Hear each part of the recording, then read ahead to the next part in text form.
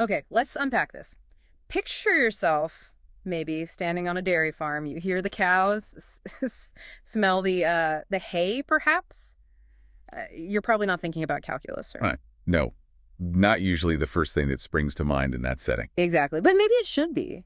Because our source material for today's deep dive, it proposes something pretty fascinating, Mm-hmm. using a mathematical derivative to precisely model how fast milk cools down. Okay. Specifically right there on the farm, agricultural dairy farms before it gets shipped off or packaged. Right.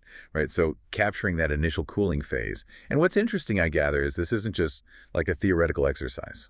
That's exactly it. The source is really clear. The plan is to take this mathematical model of milk cooling Yeah. and build something practical with it, an interactive HTML simulation. Oh, okay. Yeah. So like something students can actually use. Precisely. They've got a specific audience in mind, too. Let me guess. Students learning calculus. You got it. College students who are, currently digging into differentiation and integration in their math courses. Makes sense. And the goal, the source says, is to make these concepts, derivatives, rates of change feel, well, real, engaging. Yeah, less abstract. By applying it to something you can almost picture, like milk cooling down, students can hopefully really grasp how this math describes an actual physical process. Okay, so let's pause there a sec. Why focus so much on the rate of change? I mean, how quickly the milk cools. Milk gets cold, doesn't it? What's the big deal about the speed? That's a fair question. Well, if you think about it from the farm's perspective, understanding that precise rate is actually, well, it's vital. Milk quality is super sensitive to temperature. Oh, okay. If it cools down too slowly, you run the risk of, bacteria multiplying, spoilage. Right. That makes sense. But also, if it cools maybe too quickly or unevenly, Yeah. that could potentially affect its physical properties, its texture, things like that. And then there's efficiency too, right? How so? Controlling the cooling rate properly impacts energy use. You don't want your cooling system running inefficiently. So Yeah. a derivative here, it's not just telling you the temperature now. It tells you how fast it's changing. Exactly. Yeah. How fast that temperature is dropping at any specific moment. Right. That lets you control and predict the whole process much better than just, say, looking at the average temperature drop over an hour. Mm.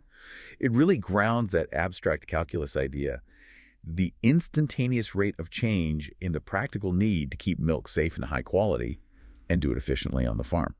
And that need for precision, for understanding that rate, is why calculus, why these derivatives and integrals become the right tool for what the source describes. It gives those students a much deeper understanding. Couldn't have said it better. So, wrapping up this part of our deep dive. Yeah.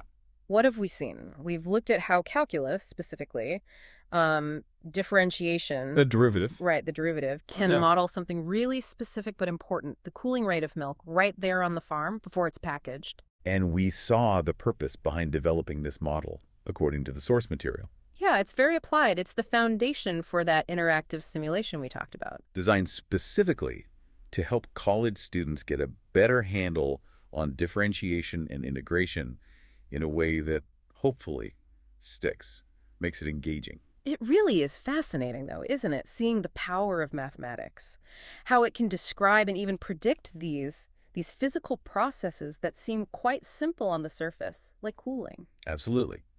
It just underscores how these fundamental concepts like derivatives, they aren't just stuck in textbooks. They pop up in the most unexpected practical places. Like agriculture. Exactly, helping us understand and manage the world from, complex engineering all the way down to keeping dairy fresh. It really makes you wonder, doesn't it, about all the unseen math happening around us every day? Mm-hmm. How many other processes you barely notice, maybe the way your coffee cools down, or, I don't know, how fast your phone battery drains when it's cold. Or even how dough rises when you're baking bread. Yeah, how many of those are actually governed by quite precise mathematical relationships, by rates of change, just waiting for someone to model them?